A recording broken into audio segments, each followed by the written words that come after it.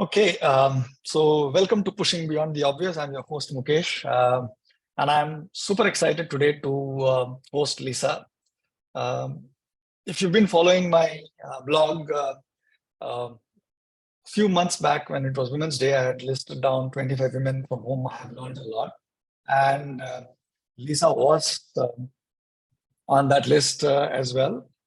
And I should tell you before I ask her to introduce herself as to how I got to know about her and how and her work and the impact that she has had. So I joined this community of thought leaders called the Thought Leaders Business School, run by I think founded by Matt Church. Um, he's come up in a lot of conversation in the past few episodes, and Lisa was one of the faculty members and currently also the CEO of the Thought Leaders Business School. And I must say that Matt and Lisa are kind of the yin and yang in a way. So Matt comes across as cool, calm, a little bit wise, and Lisa comes across as the high energy counterpart, which kind of makes the entire thing tick. So you have both ends of the spectrum. Both of them are wise. Both of them know what they're talking about. Both of them have deep seated expertise.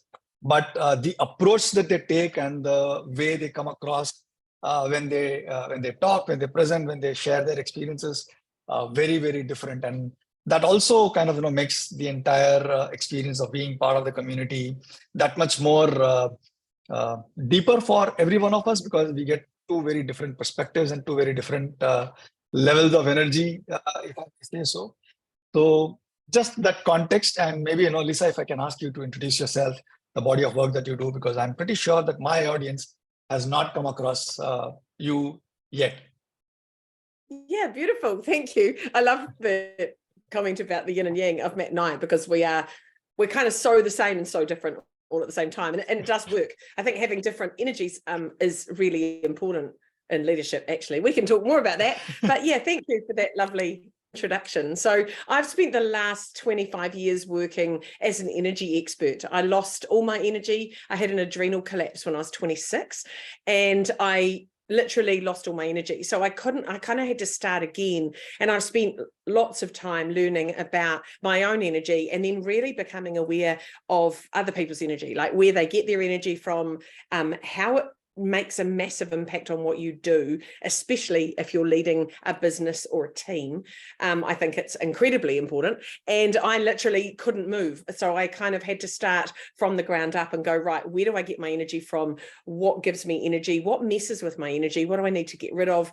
And just really, I spent sort of a good 4 years really focused on that. Then I had 4 children. That was a lot. And that takes up a lot of energy. And so because I wanted to have, I've always wanted a really big life. Like I love living large. I love big. I'm greedy. I'm noisy. I like everything big. So I'm like, I wanted 4 children. I wanted to run, companies. I wanted to have teams. So I kind of wanted everything. And I knew that if I wanted to have everything, I needed to have loads of energy. So that's pretty much where I come from. So I spend most of my time now speaking at events, talking to leaders, talking to people about how they can shift their energy, increase their energy, and just bring better energy. Because I think we've all worked, we've all had experiences of working with people with amazing energy and how great that is. And in contrast, we've had the experience of working with people with a horrible energy. And it's like, oh, no one is paid enough for that, right? No one. So that's pretty much me.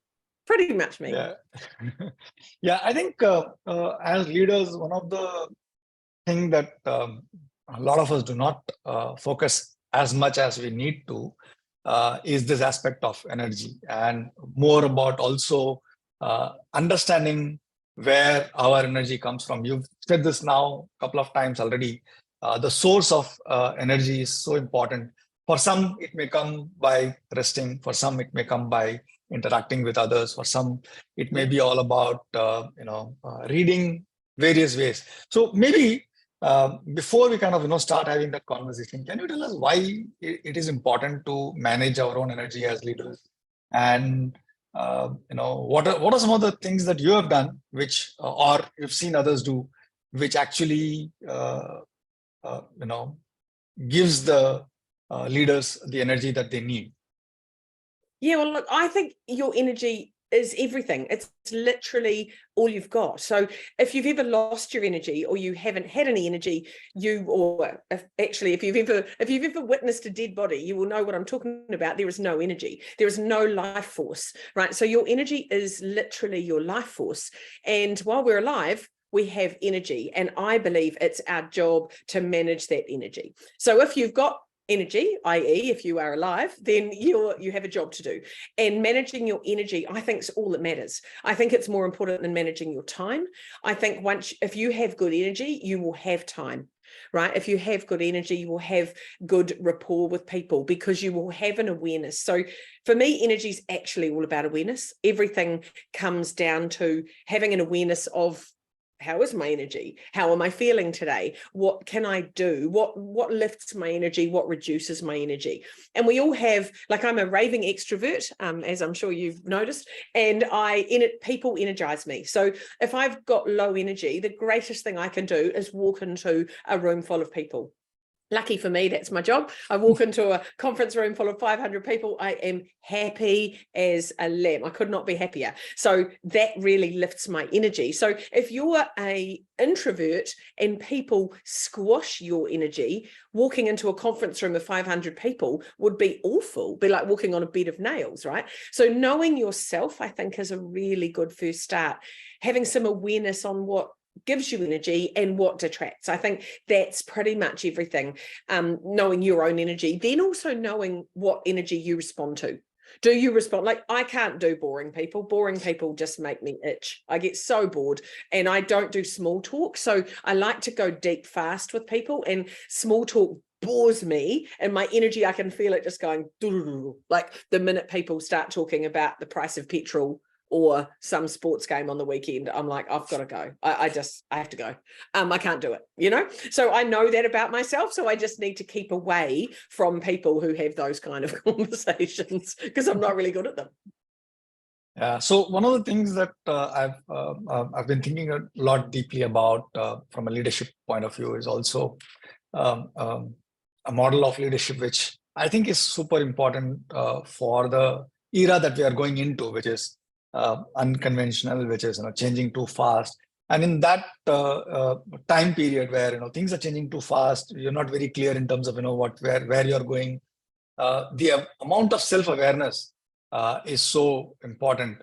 And an important part of being self-aware is also what you talked about, right? Which is where we get energy from, what energizes us, what takes energy away.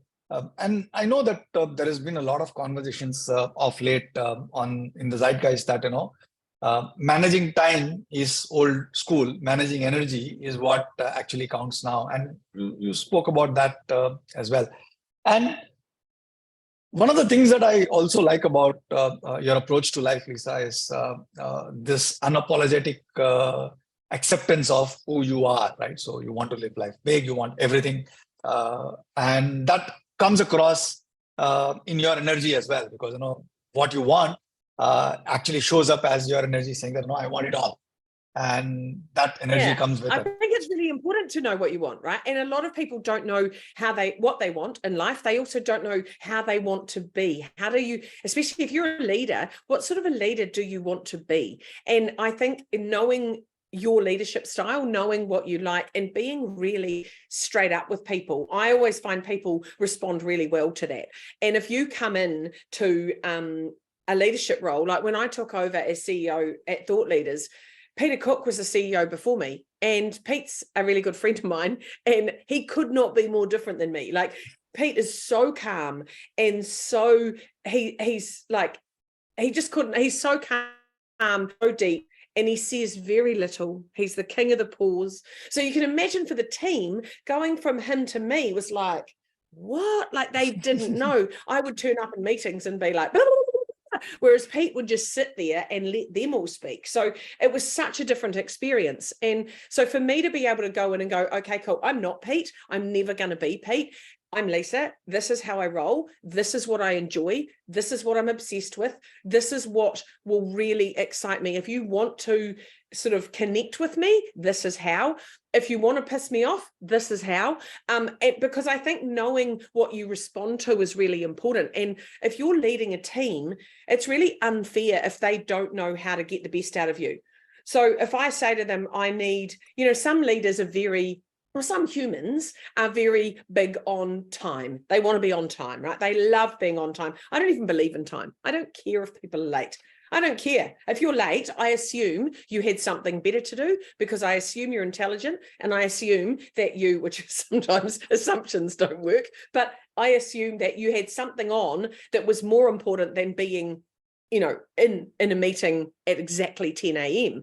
So, but other people, if you are late, they will lose it, because that's a deal breaker for them. So knowing what your deal breakers are and how you respond, I think is your job, and then articulating that to the people that work for you, because otherwise they're upsetting you without even realizing what they're doing. And then you start going, I don't really enjoy working with her.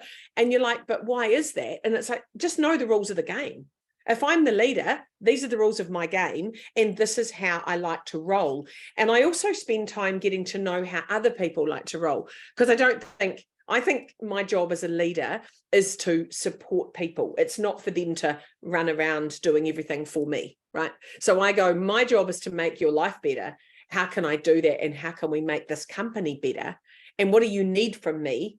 And what can I give you? So I need to know, what do you need? And I've got such a varied team that it's like, what do you need? What do you need? How do you roll? Are you an introvert? Do you hate sending emails? Do you love text messages? How do you like to communicate? What brings out the best in you, I think, is every leader's job to find out about the people that work for them. I think it's so important that having awareness of who you're working with, how they roll, because we're all different. We're all humans. But I'm surprised at how many leaders don't actually even know themselves. Like, I run a program called, Leading Yourself to Lead Others. And it's like, you don't even know what you're about. So how can your team know what you're about if you don't know yourself? And they go, oh, I'm just me. And I'm like, yeah, what does that look like? Describe yourself. They're like, I can't. I'm like, you need to know who you are, because it's very hard for people to work with, a ghost. It's hard for people to work with someone who turns up and sort of, you don't even know if they're real or not. Like, what are you about? What do you stand for? And I think knowing what people are about that's the connection piece, and that's how you build really strong relationships. And I think leadership's all about relationships, right? Absolutely. And you said two different aspects of the same coin, if I understand correctly. But what was interesting and surprising, in a way, not really, but in a way, is at the start of the thing that you said, you need to let people know how you roll so that they can get the best out of you. When you talk about leadership, there is entire talk about, how can leaders get their teams to perform better? How can leaders get the best out of their team? I don't hear too much about how teams can actually get the best out of leaders as well. And that's what you meant when you said that. And that's interesting. So can we go a little bit deeper on that? Why is that important, and why is it important for the team to know how to get the best out of a leader? Can work better with them, right? So the first question, I think, is how do you get the best out of yourself? So what do you need to be amazing? So if you're a leader, I need you to be amazing. That's part of the deal. That's why you're at the top of the tree, right? So I think leaders are people who other people want to follow. And we've all had the experience of some idiot come into an organization and you've all gone, mate, I wouldn't follow you to the bathroom. So I don't rate you. I don't think you're any good. I don't feel you. I'm not enjoying working with you. I don't actually believe you've got the goods. Like there's a lot in leadership. And when a leader comes in, people need to feel safe. They need to feel that they can be themselves, and they need to know the game. And every leader has a different game. So one leader might be really focused on, on communication communication. Another leader might go, oh, I'm worried about that. I'm focused on the numbers. I'm like the sales guy. And it's like, yeah, cool. Just know the game. So I think that's important. Like, what is your priority? What are you obsessed with? What do you need? But I think for ourselves, we need to start with asking ourselves those questions, because I can't tell you what I need as a leader if you're in my team, if you don't even know if I don't know what I need. Do you know what I mean? Like, people, I'm surprised at the amount of leaders who've never thought this stuff through. And I find a lot of leaders I work with have come into leadership. They never planned to be leaders, right? They haven't come in. I think people who plan to be leaders, I was a leader at 5 years old, right? I was leading things at school. I was always that bossy bitch that was leading everything. I was in charge of everything. I'm like, yeah, I'll be the leader. Yeah, I'll be the captain. You know, I love being in charge. So I'm like someone who's, if you look at my life, I've been a leader all the way. And I really love leadership. And I think people who love leadership and are naturally leaders, they have an urge to know themselves. People who come in to leadership who are amazing at a skill, like, for example, they might be the best builder you've ever met. They might be an amazing builder. Now, because they're an amazing builder, they end up in leading a team of builders. They then end up the head of a building company because they're an amazing builder. But actually, they don't have the skills to be leaders. They're really good with tools, but they're not good with people. And so I spend a lot of time helping people who go, I don't even know if I want to be a leader. How do I, or maybe I do, but I'm not sure how to do this because I own the company. You know, you imagine you're really good at designing products and you're amazing. So then you end up with this big company because your products are amazing, but you can't lead people. I'm like, oh, that's a problem. Right? It's a problem. So when leadership's like a secondary capability, it's not your passion, you really need to do lots of learning on what makes a good leader. Because I think there's a lot of people who don't like leading, who are sitting creating amazing products, creating amazing businesses, they're entrepreneurs, they love creating things, but all of a sudden they find themselves with 18 staff or 200 staff or 1,000 staff, and they're like, oh, and then they're at the top of the game, but they don't know how to play the game. And so that's kind of a big problem for me. So I think you need to get to know yourself, I think is very important as a leader. And then you need to communicate yourself to your people. Do you know what I mean? But you can't communicate what you don't know, right? Because then you're a secret. True. And I mean, a lot of people talk about self-awareness. I talk about the importance of self-awareness as well. But the question is, how does one go about becoming self-aware? I mean, is it what some people do, which is, sit down, close your eyes and think about yourself? Or is there a systematic way for someone to actually explore?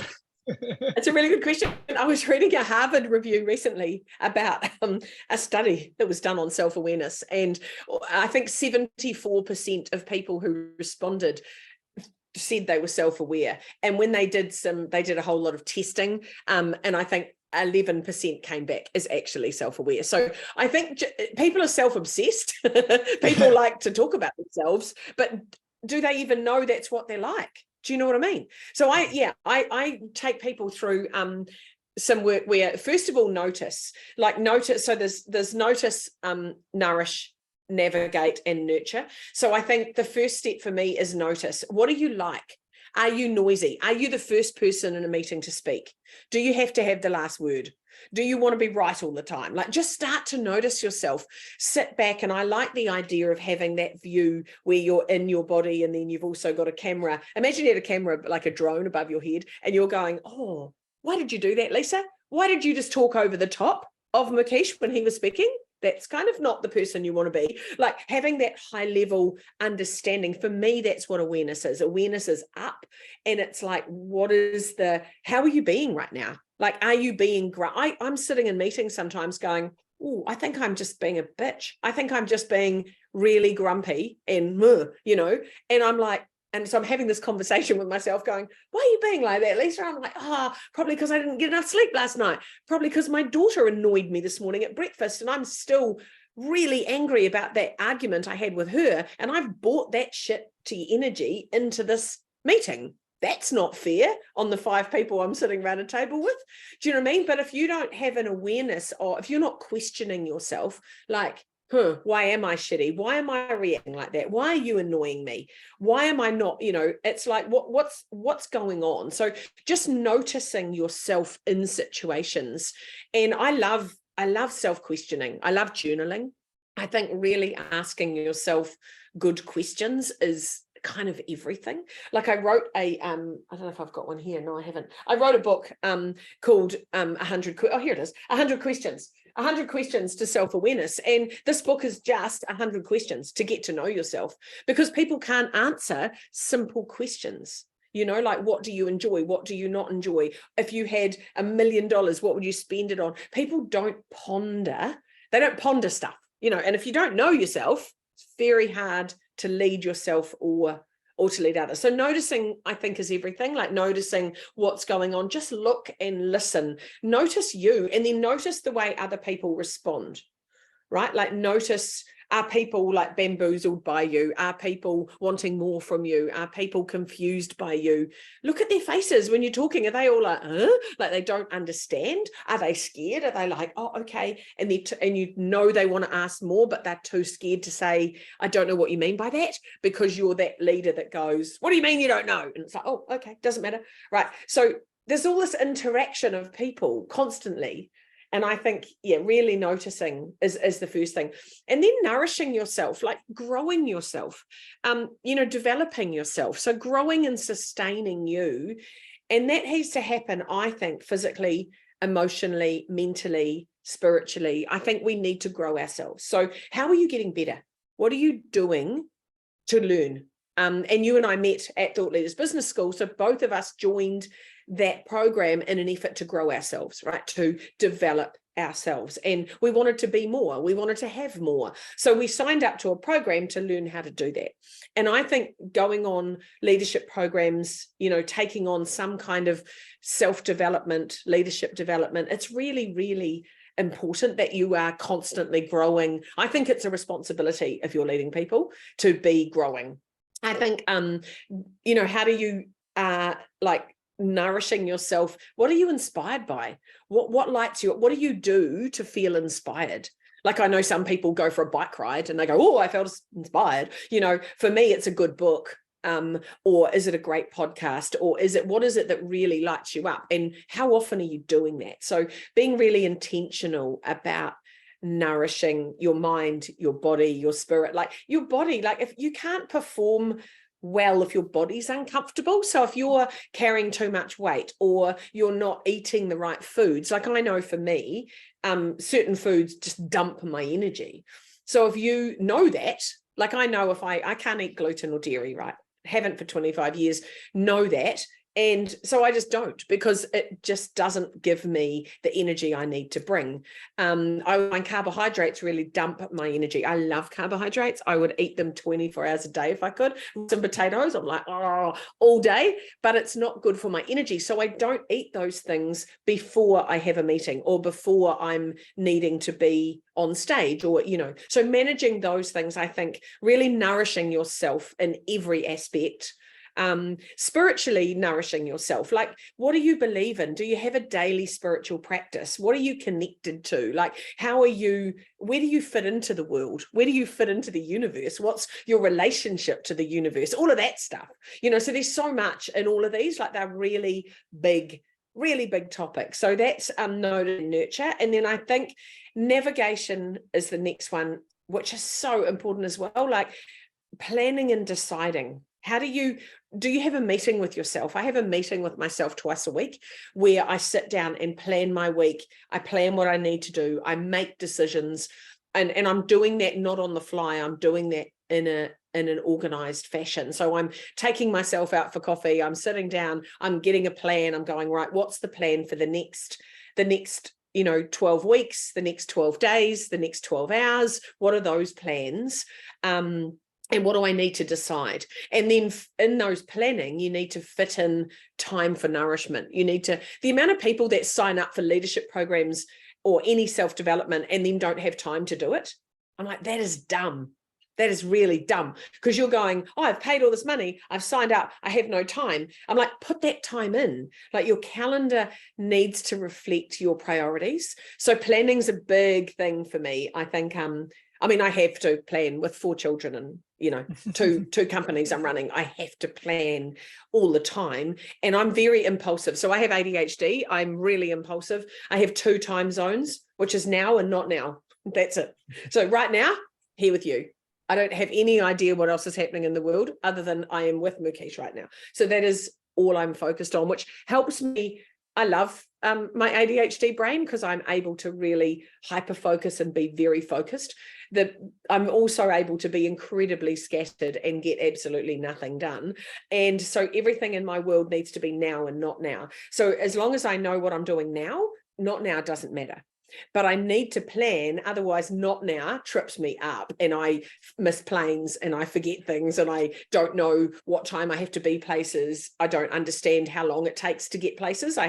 Me and time have a very interesting relationship. So I need to put those things, because I know that about myself, I need to have those things in the calendar. So I have in the calendar how long it takes for me to travel somewhere, and then it sends me an alarm to say you need to be in the car now. Now at 52, I shouldn't have to be told that, but my brain just doesn't process it. And I'm so overly optimistic. I'm like, nah, it won't take that long. And then I miss flights because I'm not on time, because I've gone, oh, it'll be fine. I'll do something else instead of get in the car. And, you know, so making sure I have systems. So that's a big part of the navigation. And then the last one's nurturing yourself, caring and protecting yourself. And if you're a leader, nurturing your people. How do you care and protect for them? Because I see leadership pretty much as a parenting role. Basically, you become the parent of these people. You need to care for them. You need to provide for them, and they need to know what the rules are of being in your leadership family. You know, and I often work with people who don't think they're leaders, and I go, "Are you a parent?" And they go, "Yeah." I'm like, "Okay, getting a 2-year-old to put their shoes on right there, that's leadership." Like getting anyone to do something and thinking it was their idea is, to me, the ultimate example of leadership. And I think, yeah, I love leadership. I should stop talking now. That's what I do. I think you bring up very interesting points there. When I listen to what you just said, I mean, when I was studying in my college, I used to love physics. And one of the things about physics, and again, also spirituality in a way, is that the entire existence is about transference of energy. And, you know, whether it is law of thermodynamics, right? So you cannot create energy, you cannot destroy energy, you can only transfer energy from one state to another. And I personally believe that, you know, leadership is all about that, which is, you know, transference of energy from one place to the other. It can be from the leader to the team, or it can be from the team to the leader. And how you process that energy, and whether you lose energy in the process or whether you gain energy in the process, is all that it boils down to. And knowing where you are, knowing where your team is in terms of energy, what they kind of like, what you kind of like, and making it work. And I think that's where I want to take this next. So assuming that, you know, you inherit a leadership position, and you have team members who are not really comfortable with your energy that you bring to the table, which is, you know, sometimes it could be high energy, sometimes it could be, you know, calm energy, and the people on the team probably need the opposite kind of energy. So what then? So how do you manage that situation? I think it's about being clear and having conversations, and you know, what do they need from you? So if I'm working with someone who's a raving introvert who looks terrified every time I speak because they're like very quiet and they don't like high energy, and they're kind of very introverted, and what they need clear. I think again, it comes back to awareness. So I'm sitting there, the leader, going, what does this person need from me right now? He does not need, he's very precise, he's very quiet, he is a raving introvert. He doesn't need me telling him a fabulous story really loudly about everything I've been doing. He's like, oh, I don't need that from you, Lisa. What he needs from me is precision. He needs to know that I need these change made to this project by this time, and I really appreciate him. And if he's got any questions, I'm always available. You know, it's like, that's deliver what people need, and then you will get what you need. But I think when you have one style and you hit everyone with a blast of Lisa, it doesn't work. Like some people can handle a blast of me. Some people even like it. Some people don't, right? And I think that's, again, awareness. And sitting in a room, like I even send emails different to different people. So if I know your communication style, if you're a very precise person, I need to send almost bullet points, like, this is what we're doing, this is why, this is how, and this is what time I'll be arriving. And they go, oh, everything I need right there with none of the fluff, right? Some people, like I have a friend who's very precise. And if I texted her one day and asked her if her and her husband would like to come for dinner. And she responded, no. I'm like, that's rude. So I rang her and I said, why did you say no? And she's like, because I can't do dinner on Saturday. And I'm like, yeah, but that's rude. You could have said, oh, I can't do dinner on Saturday because we're going to something else, but I'd love to do dinner another time. And she said, well, that's a lot of words, Lisa, and the outcome's still the same. You said, do you want to come for dinner on Saturday? I said, no. I'm like, see, so I could go, oh, my feelings are hurt because she said no, which is very precise. She thought she's being efficient. She's being efficient. That's her style. So her style is no, one word, solved the problem, got it off my desk. I don't need to deal with that anymore. Whereas I'm going, oh, could I have some lovely words about how you really value me as a friend and you'd love to come to my house because I always cook amazing dinners and you would love to be there, but you just can't. And she's like, why would I waste all that time? You know all that. I'm like, oh. So right there's a really good example. So this is my best friend and we have these hilarious conversations. And so I've said to her, because she's a leader, she's got like 600 people under her. And I said, so how do your people find you when you send messages like no? And she goes, never thought about it. I'm like, I think you might need to. And so now on her phone, it says on all of her messages, it says, please excuse my brevity as I am currently on the road. So she has almost a disclaimer that this is a short note. And I think that's really useful because if I didn't know her so well, I could be really upset by that text. And as we know, people are meaning-making machines, right? So if I walk into your office and ask you a question and you give me a one-word answer, I go, oh, Mukesh was really rude and he probably doesn't value me and he probably doesn't think I'm really useful. And actually, no, Mukesh is just busy, right? You're really busy and you've just been dealing with something really important that as a leader, you may not even be able to tell me about, right? Because we're often dealing with big stuff that the team can't know about. And we've got to have that kind of, I've got this, nothing to see here, keep calm and carry on energy, because you're dealing with really big problems that your team often don't know. So there's a bit of a game going on at some level where you're trying to make your team feel safe and calm while you're managing really big stuff. And I think you just need people, all of us need to know how we come across and what people need from us, because I think that's, and again, it just comes back to awareness, like our first, start of the conversation. So if I understand what you just said, I think it is all about managing ourselves more than anything else, which is, if we have to be different with different people in terms of both communication, in terms of our presence, in terms of the energy that we bring in, that requires us to not only be self-aware, but I would say hyper-aware of ourselves and the situation or the context that we are in any given situation. So, yes. And how does one develop that? You've got to put effort level into yourself, right? You've got to put some effort into you. Like it takes a lot of effort. Like, I don't know how everyone feels out there in leadership land right now, but being a leader is really hard. You are so sick and tired of being in charge, so sick and tired of being the one that has to be the grown-up. Like, it's just exhausting, right? It's exhausting. And so that the first thing is, I think being a human's hard. I think being a leader is unbelievably hard. And you can't whinge. I always say, don't ever whinge down. You can only whinge up. So you can't whinge down and say to your team, oh, it's really hard being me. And they're going, oh, well, you've got the big man in the big office. What are you talking about? It's really hard being us.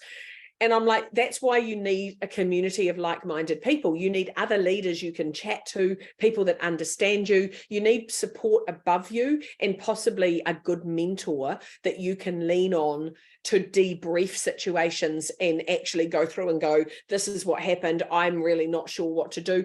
Being a leader doesn't mean you always know what to do, right? But I think it means you will always be okay, even when you don't know what to do. You have to be okay because you're the leader. So it's like, okay, I've just got to work out what the best scenario is here. It's not that you have to be the answer to everything, but you've got to be able to make people feel safe while you work out the answers. And I think not having the answers is a really important part of leadership. Actually saying to your team, this is what's going on. I don't know what to do. What do you guys reckon? You know, I think that builds a really beautiful team culture of we're in this together, rather than you do as I say and I know everything and you will speak when you're spoken to, kind of old school leadership that we all grew up on, you know? Yeah, I think you said it really well. You hit the nail on its head when you say that, not knowing and being comfortable about that is crucial for leaders. Because if you know everything that needs to be done, and if everything is clear, then all you need is managers who can just tick-tock on what needs to be done and be done with it. It is only when you don't know, and when there is complexity, when there is chaos, when there is information what do you call it, dissonance, maybe not the right word, but there is a place where you don't know everything, but you still need to make your decision, move on. That is where we really come across leaders, because they then, as leaders, we need to then figure things out, both with our team as well as with both people above us and with people below us as well. And that ability to be the bridge between what people above us want and deal with, what people below us want and deal with, and marry that with what we are looking at and what we are dealing with. I think that probably is what leadership ultimately boils down to, if I understand that correctly. Yeah, and I really like, especially when I'm working with a leader who's been in leadership a long time, if you're a bit old school, and you're suddenly in this new world, because the world's changed like so dramatically, right? It's all changed. And, it used to be that people worked for you and you were like, well, you're lucky to have a job. You do as I say. And that just doesn't work anymore. Like, the world is different. And I think asking, not telling, is, if I said one thing, if you want to change your leadership style, spend a whole week, don't tell anyone anything, just ask questions. What would you do about that? How would you handle this? What's your suggestion for the website? How would you like to do this? How do you think this meeting should run? When do you, just ask, because you'll learn so much. And I think as leaders, we get time poor and we get a bit short now the week, and we start doing the whole, do this, do that, do this, do that. It's that command and control, which is just not relevant anymore. People, and the young people, listen to me like an old bit, the young people, they don't want to be commanded and controlled. They want to be included, right? They want to be nurtured. They want to be asked. They want to hear their opinion. They've been raised and put into schools where their opinion, we were told to sit down and speak when we were spoken to. And I know with my kids, they're like, no, you need to listen to my opinion, and this is what I think. And they come at you with all these opinions, and you're like, wow, how did this happen? But it's actually great. It's actually great, because they know they've got a voice. They know they bring value, and they do bring value. And it's really easy for us to go, oh, no, you do what I say. It's like, oh, that's not the way to lead in 2023, So I think ask, don't tell is a really useful frame. Yeah, that's a brilliant strategy for anyone to try. So, I mean, if you're listening to this conversation, either live or really easy, right? to the recording, just commit yourself to asking questions. Just ask questions all week. Be the curious, be the 4-year-old. Be like, why? Why do you do that? Why do you like that? Why do you travel on the train? Learn about people. Learn about the people in your world, because what do you know? I do an exercise when I go into organizations, and I ask people to write down the names of everyone that they lead. Like, who are the people, their immediate reports and things, and what do they know about them? I actually make them, this is very, very un-PC, I make them rank them from their favorite to their least favorite. So if they've got 10 people in their team, I'm like, who's your favorite person in your team? And they go, oh, Jeff, we love Jeff. Jeff's great. I'm like, okay, why do you love Jeff? Generally, the reason they like them is they're the most like them. And they're always blown away. It's because we're comfortable, because we've got something in common. So I find we're very comfortable with people who are comfortable to us. So if you've got someone completely different to you in your team, and they might be different, they might be from a different culture, they might be a different gender, they might not even have a gender, right? Who knows? But if they're, the further they are away from you, the least comfortable you're going to be. So you need to be aware of those biases and of who you enjoy working with. And generally, as it is generalization, but I find people are comfortable working with the same as them. And that's just a human nature comfort thing. But if you know who you like working with and then why, is it because they're the same as me? Oh, wow, that's not cool, right? So in this world of diversity, we need to get comfortable with people not like us. So what are you doing about that as a leader?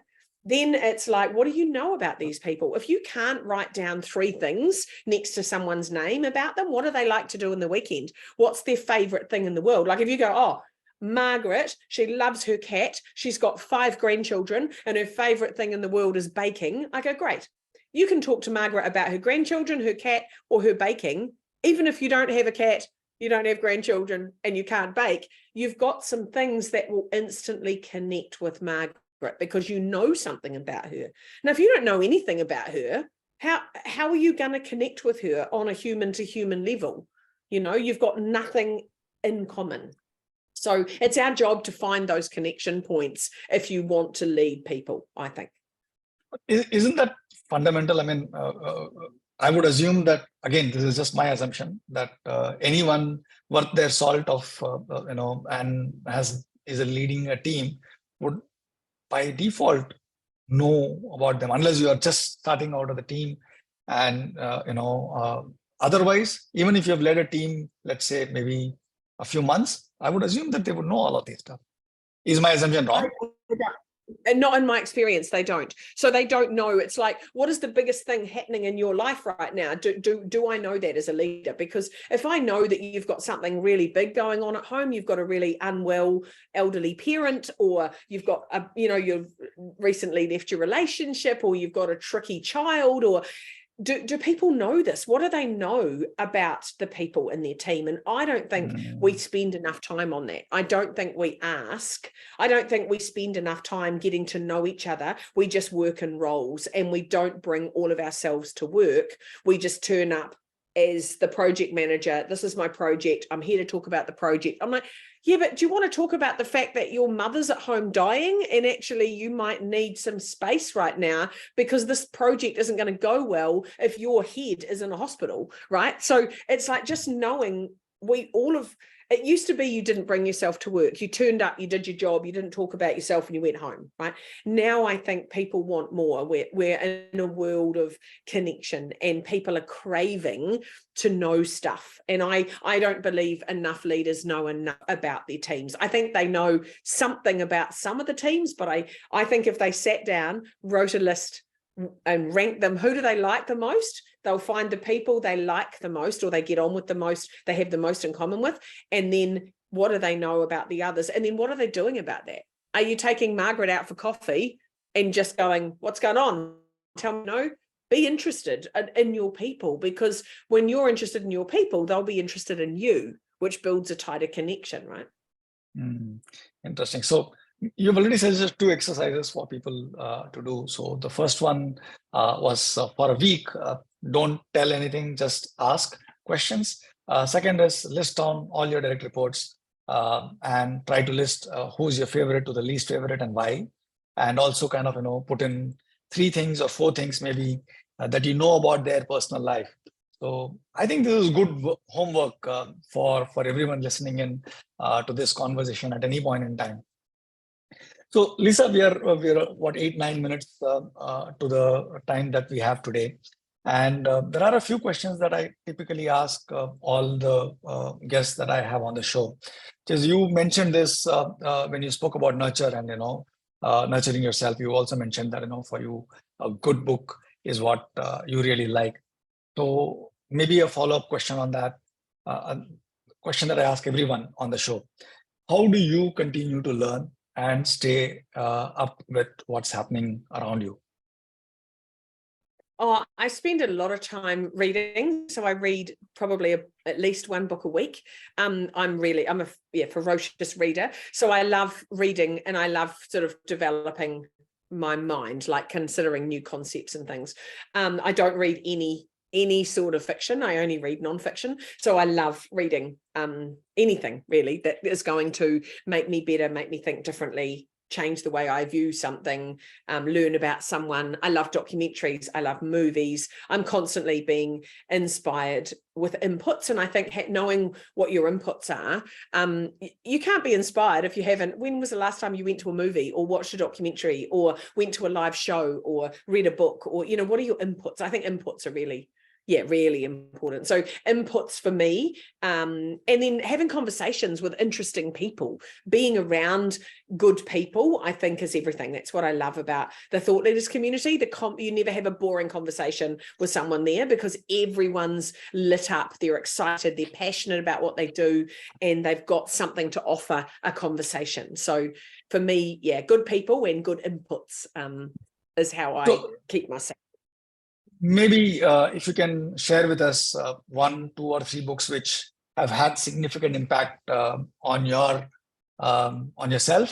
which people could potentially, go look out to read. Yeah, look, most of the books I read are more in a metaphysical, spiritual kind of space. So I find opening my mind up.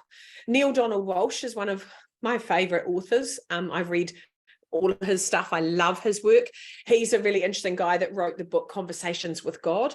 And regardless of your relationship to God or whatever God is for you, I love the questions. So because I love questions, I love that he writes a letter to God and asks God questions, and you get to decide what God is. But I love the idea that he asks questions of a higher power and then gets answers. And those answers are really interesting. They really made me think about my questions and my answers to those questions. So that's a really good book. I really love Louise Hay's work in the book You Can Heal Your Life, which is all about taking responsibility and how pretty much we manifest everything in our lives. So those 2 books are right up there.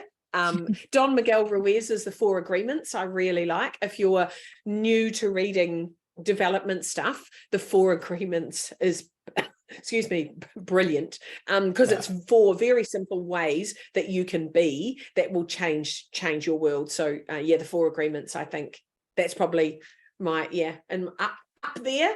So many books. I love. There's another really good book called The Net and the Butterfly, and I'm trying to remember the name of the people, but that's about capturing your thinking, and I really enjoy that. So I think just get reading. Reading's phenomenal, and I don't think we do enough of it. We spend too much time on our phone and not enough time in our books. Love books. So one other question that I always ask our guests is there something that you've changed your mind recently about? What was that about? Oh, what have I changed my mind about? I'm changing my mind all the time because I've got really stroppy young adult children who are constantly challenging me on everything. What have I changed my mind about? Oh, I don't know. I think I'm very open-minded. I constantly hold every option available in my mind. So I love the idea of having every question in my mind at one time. Like, is this okay? Is it not okay? Yes, why do I think that? So I've got constant browsers open on everything. So I feel like my mind is pretty open, but I don't know. I can't think of any one thing. I had an argument recently about children being obedient, and I don't believe children should be obedient. I think it's the worst thing children can be. And I don't like parents who sort of rely on obedience as a tool, because it freaks me out. So that was an interesting conversation I had recently, that I think obedience should be against the law. I just think people should think for themselves. And I don't think we're breeding leaders by making children obedient. Like if you've got I know with my children, I think you've got to parent to the strength of the child. And I've got 2 really tricky children and 2 really easy ones. So I've got 2 kind of tricky ones who are always challenging everything. And I love it. I love it when they challenge me, and I love it when they poke at me, because I think, oh, here we go. Like, we're up for something here. And we're both learning about ourselves in that moment, you know. And sometimes you just get tricky kids, and I think they're the best leadership opportunity in the world. It's the best work. It's the best development I've done, is my parenting style to my leadership. You know, that to me all comes in together, because as a parent, I'm a leader of a family, right? So I think if people could be, you see leaders who are really gruff and short and have no personality and no softness in at work. And then if you saw them with their children, they're beautiful. And I'm like, let's bring more of that. Let's be, because every single person in your team is someone's son or daughter. Like, be more parenting. Like, I love the idea of just being a bit more open and a bit more gentle than being this really brutally harsh leader that tells everyone what to do. I've seen, you know, particularly male leaders who are very gruff and hardcore, and then you see them with their daughters and they're just like this mushy marshmallow, and I'm like, oh, if your team could see you be all mushy, like, that would be the loveliest exercise ever. I think that's an interesting leadership frame to think about. How could I bring some of my parent energy to my leadership, and how do I bring some of my leadership energy to my parenting? That's a whole nother conversation we could have another time. Yeah. So the last question, the show is called Pushing Beyond the Obvious. So what is so obvious to you, but people miss all the time? Oh, that just being good at being yourself is the only thing that matters, because it's your only job. You've got one job. You've got one job to come to this planet, to experience yourself, to grow and learn. That's it. That's the only thing. You're just here to experience yourself. And it's so obvious. It's all you've got to do. You're not here to, you know, do housework and pay bills and be boring. You are here to experience yourself and to grow. And that's it. Grow, experience, be happy, you know, enjoy yourself and be good at being yourself. I think if every human on the planet got really good at being themselves, the planet would be, imagine if we all got 5% better. Like, that blows my mind. We all need, and we don't, we put ourselves last when we need to put ourselves first, in the best possible way. Super. I think nothing can sum up the conversation that we've had so far.